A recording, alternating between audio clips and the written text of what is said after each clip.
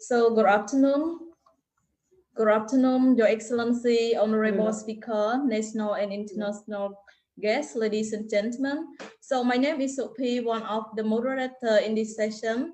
So first of all, I would like to extend my warmest welcome to the Cambodia First International Conference on Mentoring Educators, the theme of mentoring and professional developments for educators.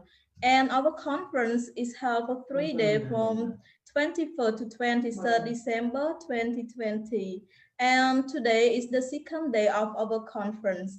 So it is a great honor for New Generation Pedagogical Research Center, National Institute of Education of Cambodia to host this virtual conference.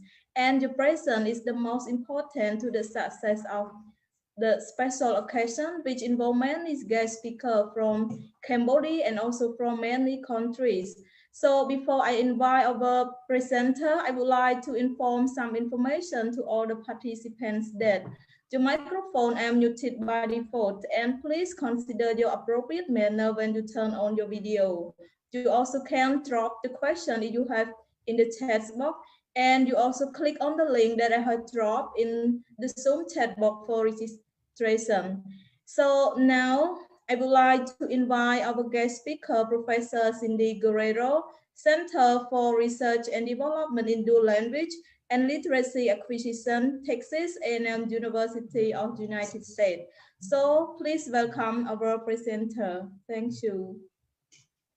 Thank you. Hi from Texas. Nice to be with you today. So today I'm going to share with you some teacher perceptions of virtual mentoring and coaching real time. We call that VMCR.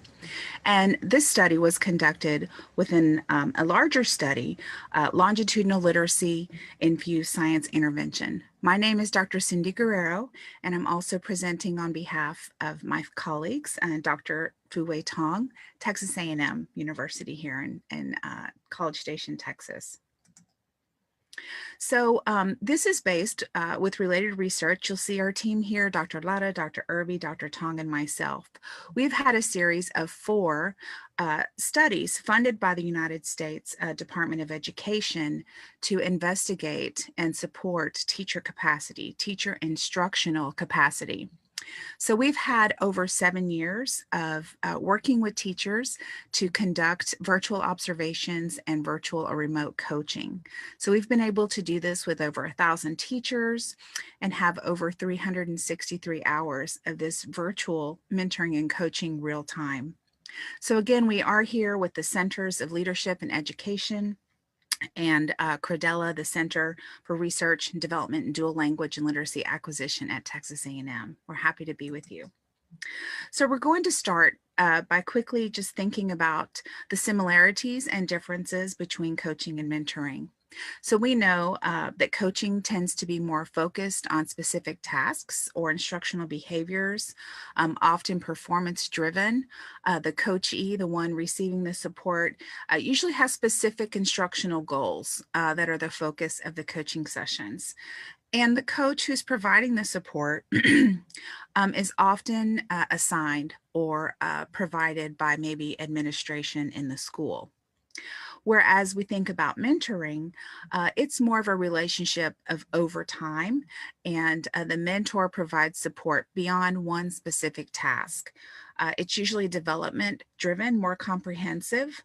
And what we found in our research and our experiences is that our coaching relationships can actually over time develop or evolve and grow into a mentoring relationship. And with the mentor situation, usually it's the mentee that selects the mentor. So when we conduct our virtual and remote supports in classrooms, this is the equipment that we use. You could see a laptop, a tripod, a webcam, potentially a tablet, a cell phone, and some kind of Bluetooth bug in the ear device. So some options, this is the basic technology that you would need to be able to go into a classroom remotely and conduct this virtual mentoring and coaching real time. But there are, of course, some other options depending on the budget and availability. Some things to think about is to have dual mics. So maybe your teacher has a mic and you also have mics around the classroom so that you can easily hear the interactions between the teachers and the students. Another ideal piece of equipment would maybe be a camera that you could control remotely so that you could pan it and turn it around in the classroom and also be able to zoom in to better see the instruction and the interactions. And we know that technology is always changing, so sometimes you may have the option of using a tracking camera in which the teacher wears a necklace and the camera follows the teacher around the classroom. Or even now we have the opportunity to utilize robots and control the robots as they drive around the classroom. So I want to share with you today briefly 3 levels of this virtual remote support that we work with the teacher. So level 1 is virtual observations, which we call VOBs. So this is where the teacher is self-recording their own observation. The coach then later reviews that recording, provides that delayed feedback, usually a couple days after the instruction has occurred, and uses some kind of protocol to rate or support based on the goals of what they're looking for in that particular recorded lesson. So that's level 1. When we think about level 2, which is the focus of our talk today, this is a virtual mentoring and coaching real time, the VMCR. So this is where the teacher uses a bug in the ear device to receive real-time feedback from the coach. So the coach joins remotely, kind of like we're doing now.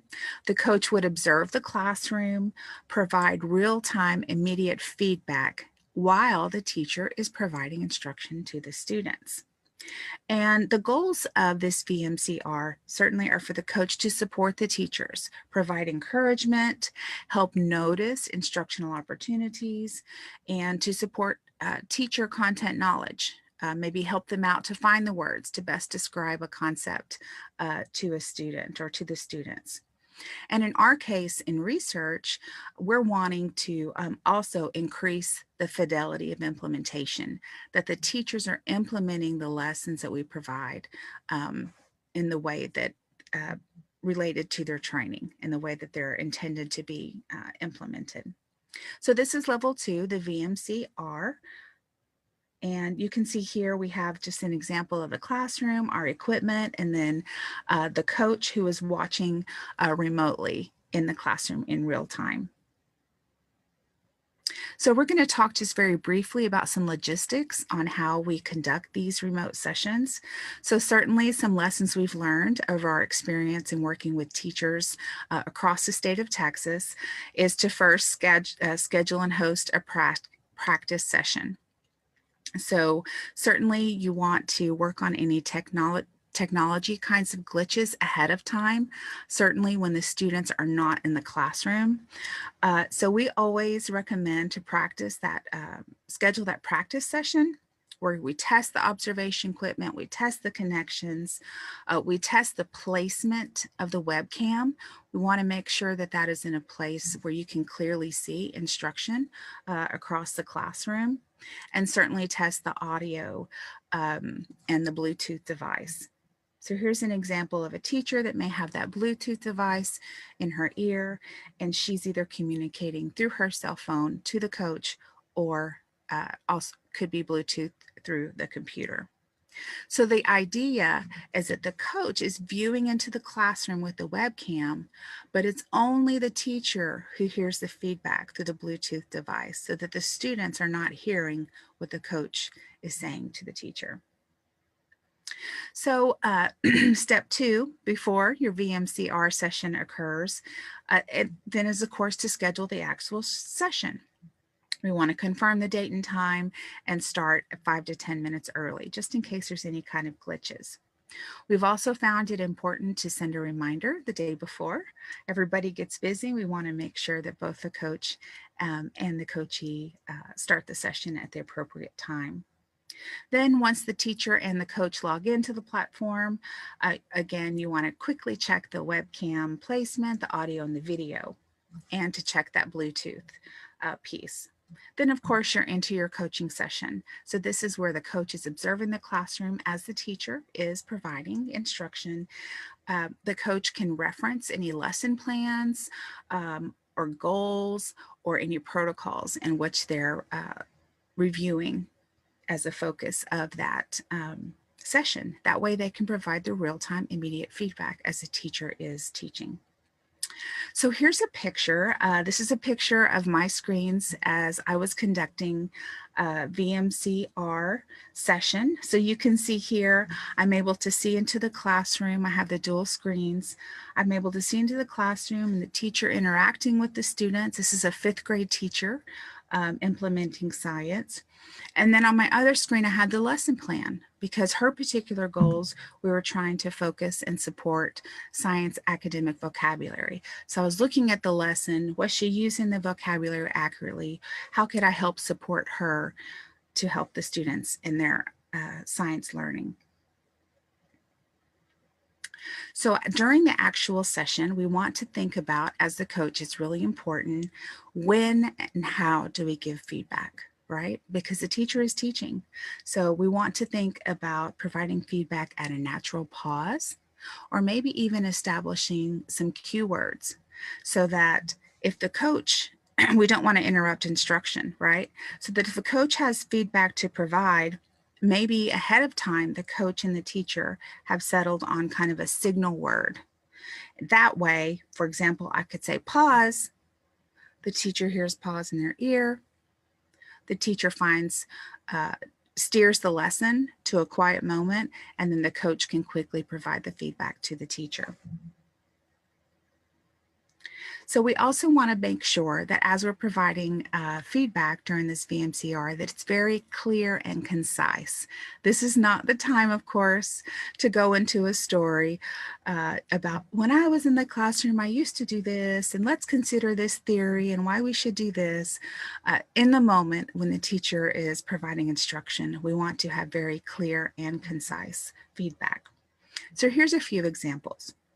If the teacher's goal is to improve pacing, the pace of the lesson, maybe some feedback could be, great job preparing the materials into table sets. Maybe they're doing a science activity and they have all these materials to do hands-on interaction. Great job preparing the materials.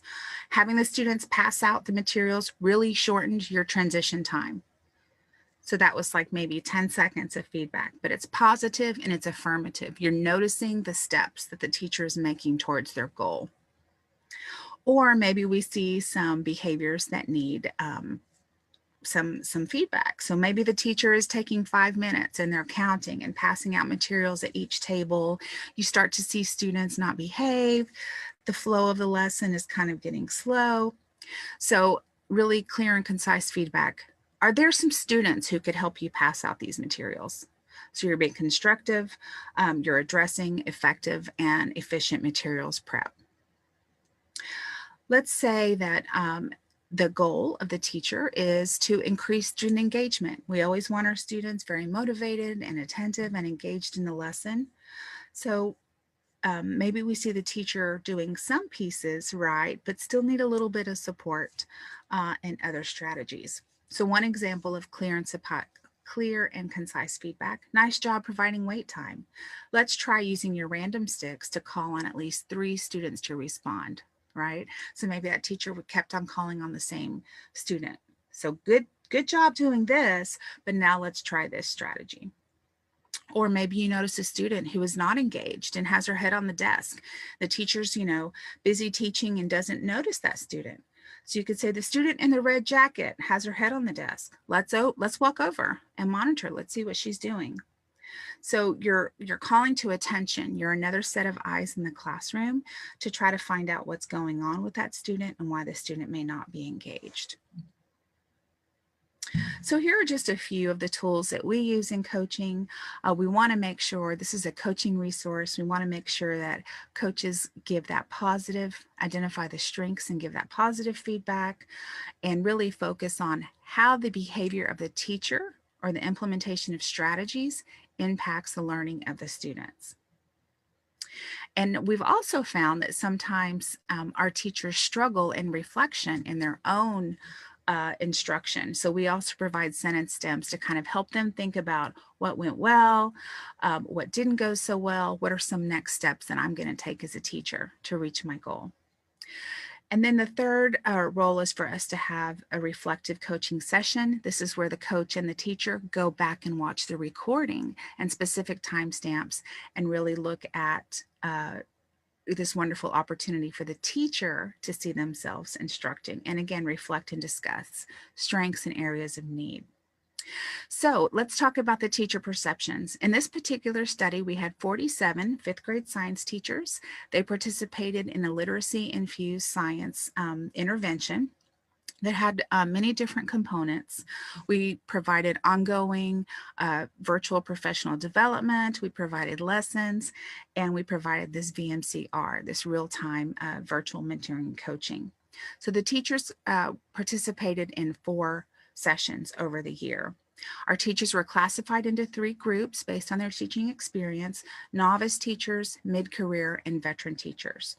And they completed a 4-point Likert scale to rate their experiences and perceptions of VMCR. So here's our 2 research questions. After receiving the VMCR intervention, did the teachers differ in perceptions based on their teaching experience? We may assume that, just for example, a teacher who has 20 years experience maybe didn't get as much out of the sessions because they have lots of experience. So that's just maybe one hypothesis. Question 2, after receiving the intervention, did they differ in 3 themes? So what was their impression or perception of goal setting, instructional practices, and the quality of the VMCR? So here's what we found. Here's what the teachers reported. Before the first session, they felt a little bit nervous and unsure. They're really used to maybe administrators going in and evaluating, and we had to be very clear that this was a support. We were supporting them in their instruction. Teachers reported they became confident and motivated after they were part of this process. They felt supported and empowered, and it really helped, this coaching helped deepen those relationships between the teachers and coaches. And again, this is where it evolves over time into mentoring, because we work with these teachers over several years. One teacher said, let me know when I'm doing a good job. It helped me make improvements. Another teacher said the VMCR supports me with positivity and helps me become a better teacher. So in summary, these teachers provided or expressed these positive perceptions of VMCR across or despite their levels of experience. Regardless of years of teaching experience, we found that they reported that they benefited from this having this real-time feedback. They also rated the following areas highly: that the feedback helped them reach their instructional goals, that they were introduced to new strategies, that the coach's suggestions were reasonable, right? What they said in the moment was actually something that the teacher could turn and implement in that moment while they're teaching. They felt heard and understood by the coach. They started to develop that relationship, the coaching and mentoring relationship, where they felt comfortable sharing any questions and concerns. And we also found that it really helped boost the fidelity of implementation. We were giving feedback, and the teachers were better able to implement these research-related lesson plans as intended.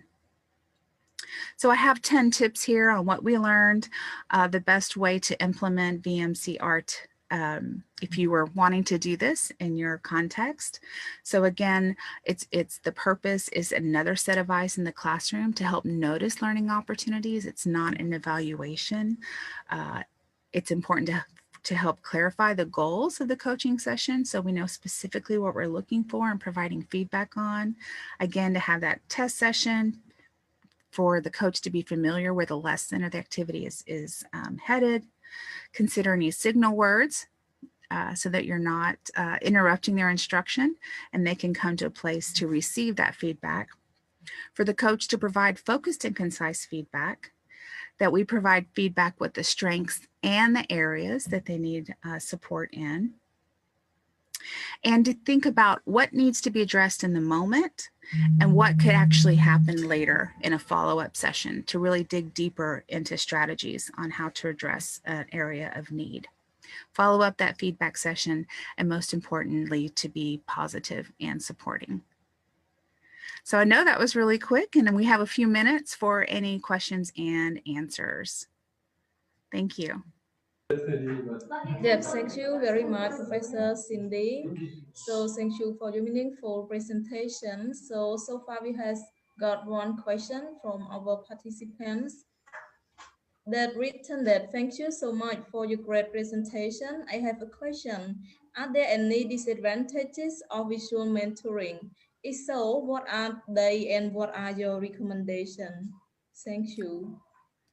So they're asking what the advantages of virtual mentoring coaching are? Yes.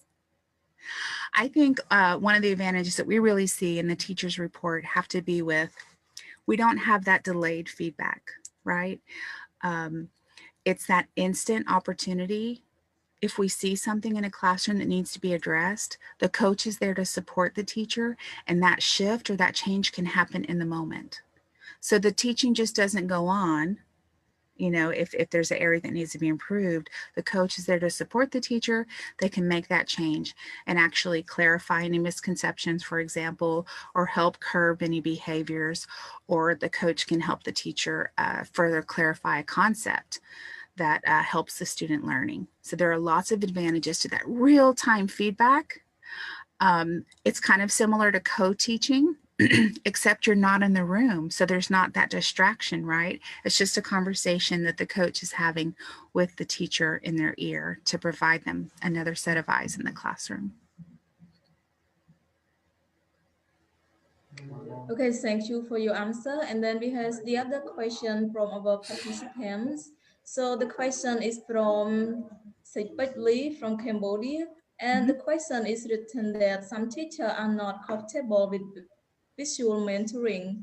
Could you share your experience on how you deal with this, as some of them might not want it to be observed? Thank you. And that's right. And we found that in our study. Some of them were a little bit nervous from the beginning. So when we scheduled a practice session, it was important that, one, they felt comfortable with the technology. Some of our teachers don't feel comfortable and they get kind of nervous, like, how do I do this and what's next? So one is to walk them through the steps for the technology. The other is from the beginning to make it very clear that you're there for support. You're there just as another, professional coach and teacher to notice the great things they're doing and to provide support to help them grow in their instruction. So I think that's really, really important that you clarify the purpose, the reason that you're there. And then we found that after they participated in one session, their nerves kind of calmed. They were more open to the opportunity, and they really appreciate it. They like it, and they started talking, back to us more in the Bluetooth. So it's a little bit of a learning curve, but I think it's really important that the coach and the coachee have some time ahead of time. Okay, what goals are we looking for? Remember, I'm here to support you, and let's make sure we understand the technology. Okay, thank you, Professor Cindy, for your answer. And we also got the other question from Mr. Manatgong from Cambodia. So the question is written there, do you think that providing instant feedback is a kind of disruption and prevent the instruction from going smoothly? Thank you. Okay, so I think the question is like, how much does the coaching interrupt instruction? So actually we found that it starts to flow very nicely. So the coach has to be careful of when to provide the feedback. So if the teacher is teaching along and things are going well, we don't want to just interrupt the instruction, right?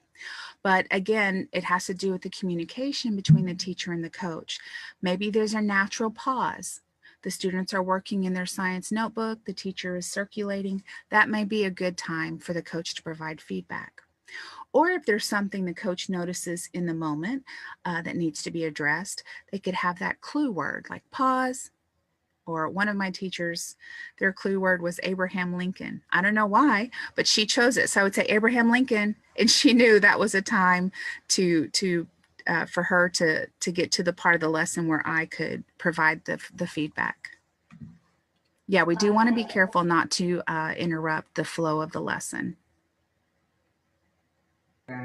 Yes, thank you so much, Professor Cindy. So like we have no questions. So I think, do you want to say something to our participants, or do you have any something to add or I express just your want to say, feelings? sure. Well, thank you so much. I just want to say that it's our honor to participate in this international conference at Texas A&M.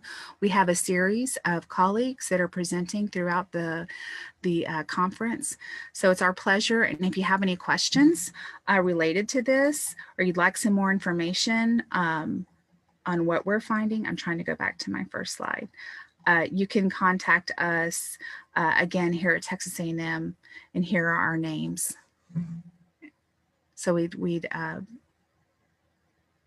if you reach out and you'd love to ask us any questions, we'd get back to you on that. I believe our contact information is also in the program. Yeah, thank you so much. So ladies and gentlemen, so since we have more time, so you have any question, you can drop in the Zoom chat box here. I see maybe they have no question. Yes, so thank you so much, Professor, for your attending this session. Okay, so we have got another question. So from Satyam, so excuse me, participant, if I cannot pronounce your names correctly. So the question may be from Cambodia. It's written that I think immediate feedback is good. However, it causes teacher to not independently work. Is it okay? Deb, so please answer.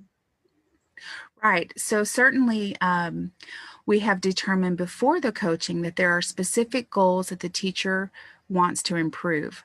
So we have a focus on the coaching session. So for example, if the teacher knows that they're struggling with student engagement, keeping the kids motivated and sharing and actively part of the lesson, then they know when we go in, we're specifically looking for those opportunities to provide feedback. So it is, again, that understanding that we're looking and the teacher is ready to receive support to reach his or her predetermined goals.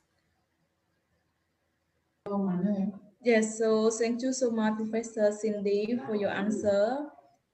Yep, so we have got another question. Okay. Yep, the question is written that what should be a good preparation so that both the coach and the teachers reach the same goal? Mm-hmm. So we do have, before we start any of these VMCR sessions, we do have a goal setting session. So I didn't present on that today. We only had a little bit of time, but in that time we sit with the teacher and we talk about, okay, what goes well in your class? What are your instructional goals this year? Let's focus down and find one or two that we're really going to observe and work on. What strategies have you used before to try to reach that goal? And then what strategies are we going to try to use? And so that goal setting really provides the focus before the coaching session even starts. So we know we're very clear on what we're looking for during that session. In our context, we're also testing, validating curriculum. So it's also important in our context that we're following the lesson and that we're looking and supporting the teacher to make sure they're implementing the lesson the way it's designed to be followed using the strategies. So in our context, the goals are related to those strategies in the research lessons. But certainly predetermining what are the goals of coaching ahead of time. Okay, so thank you very much, Professor, for your answer. So, and thank you very much for spending your time to attend this session. Yep. So, and also thank you very much for our participant for your participation and also for your question. Yes, so we are really appreciate with your great topic, and there are many people in Cambodia are interested in your topic. Yep, thank you very much. Thank you. So, yeah, we are nice to see you. And yes, so now it is time, and then you can have a relax. Thank you so much. Thank you. Yes, It's my thank you so pleasure. much. Thank Yes, you. thank you so much. Take care. Bye-bye. Yeah.